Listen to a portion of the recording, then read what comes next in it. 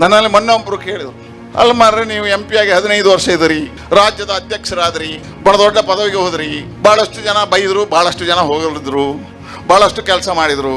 ನೀವು ಕೆಲಸ ಮಾಡಿದ್ರು ಮಾಡಲಿಲ್ಲ, ಪ್ರಚಾರ ತಗೊಂಡಿದ್ದೀರ ಗೊತ್ತಿಲ್ಲ, ಆದರೆ ನಿಮಗೆ ಈಗ ಅಧಿಕಾರ ಇಲ್ಲ, ಯಾಕೆ ನೀವು ಗಲಾಟೆ ಮಾಡಲಿಲ್ಲ? ಸೀಟ್ ಸಿಕ್ಕಿಲ್ಲ ಅಂತ ಯಾಕೆ ಗಲಾಟೆ ಮಾಡಲಿಲ್ಲ? ನಾನು ಅದಕ್ಕೆ ಒಂದೇ ವಾಕ್ಯ ಹೇಳಿದೆ, ಇದೆಲ್ಲವೂ ಭಗವತ್ ಚಿತ್ತ. ಅಧಿಕಾರ ಕೊಟ್ಟದ್ದು ಭಗವಂತ. ಕಟೀಲಿನ ಬ್ರಹ್ಮಕಲಶವನ್ನು ಮಾಡಿರ್ತಕ್ಕಂಥ ಸೌಭಾಗ್ಯ ಇದೆಯಲ್ಲ, ನನಗೆ ನನ್ನ 35ನೇ ವರ್ಷದಲ್ಲಿ ಸಿಕ್ಕಿದ ಮೊದಲ ಬಾರಿಗೆ 2007ರಲ್ಲಿ ನಾನು 35 ವರ್ಷಕ್ಕೆ ಅತಿ ದೊಡ್ಡದಾಗಿರ್ತಕ್ಕಂಥ ಸಮಸ್ಯೆ ಮಧ್ಯ ಕಟೀಲ. ಇವತ್ತಿಗೆ 154ನೇ ಬ್ರಹ್ಮಕಲಶ, ಇದು ನಮ್ಮದು 154ನೇ ಬ್ರಹ್ಮಕಲಶ ಅಧ್ಯಕ್ಷ ಆಗುತ್ತೆ. 12 ನಾಗಮಂಡಲಗಳು, 16 ಮಹಾಯಾಗಗಳು, 4 ಧರ್ಮನೇಮಗಳು, ಇಂಥ ಎಲ್ಲ ಕಾರ್ಯ ಮಾಡತಕ್ಕಂಥ ಅವಕಾಶ ಭಗವಂತ ಕೊಟ್ಟಿದ್ದಾನೆ ಅಂತ ಕೇಳಿದ್ರೆ, 15 ವರ್ಷ ನೀನು MP ಆಗಿದ್ರೆ ಸಾಕು, ಇನ್ನು ಧಾರ್ಮಿಕ ಕಾರ್ಯಕ್ಕೆ ಬಾ ಅಂತ ವಾಪಸ್ ಹೇಳ್ಕೊಂಡು ಬಂದಿದ್ದಾನೆ. ಇದು ಭಗವಚ್ಚಿತ್ತ. ಹಾಗಾಗಿ ಯಾರು ಅನ್ಯಾಯ ಮಾಡಿದ್ದಲ್ಲ, ಹಾಗಾಗಿ ಅದಕ್ಕೆ ಹೋರಾಟಗಳಿಲ್ಲ ನಮ್ಗೆ. ಹಾಗಾಗಿ ಹೇಳಿದೆ, ಇಂತಹ ಕಾರ್ಯ ಮಾಡತಕ್ಕಂಥ ಸೌಭಾಗ್ಯ ಯಾಕೆ ಸಿಕ್ಕಿತು ಕೇಳಿದರೆ ಭಗವಚ್ಚಿತ್ತದು, ಭಗವಂತನ ಅನುಗ್ರಹ.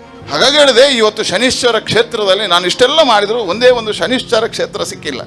ಹಾಗಾಗಿ ಇದೊಂದು ಬಾಕಿ ಇದೆ, ಇಲ್ಲಿ ಬಾ ಅಂತ ಕರೆದ್ರು. ಹಾಗಾಗಿ ಶನೀಶ್ವರ ಕ್ಷೇತ್ರದ ಬ್ರಹ್ಮಕಲಶ ಮಾಡತಕ್ಕಂಥ ಭಾಗ್ಯವನ್ನು ಹಿಂದೂ ಯುವ ಸೇನೆ, ಭಾಸ್ಕರ್ ಚಂದ್ರ ಶೆಟ್ರು, ನವನೀತ್ ಶೆಟ್ರು, ರಾಮಚಂದ್ರ ಶೆಟ್ಟಿ ದಂಪತಿಗಳು ಮತ್ತು ಎಲ್ಲರೂ ಸೇನೆಯವರು ಕೊಟ್ಟಿದ್ದಾರೆ. ಅವರಿಗೆ ನಾನು ಹೃದಯಪೂರ್ವಕವಾಗಿರ್ತಕ್ಕಂಥ ಅಭಿನಂದನೆ, ಅಭಿವಂದನೆಗಳು.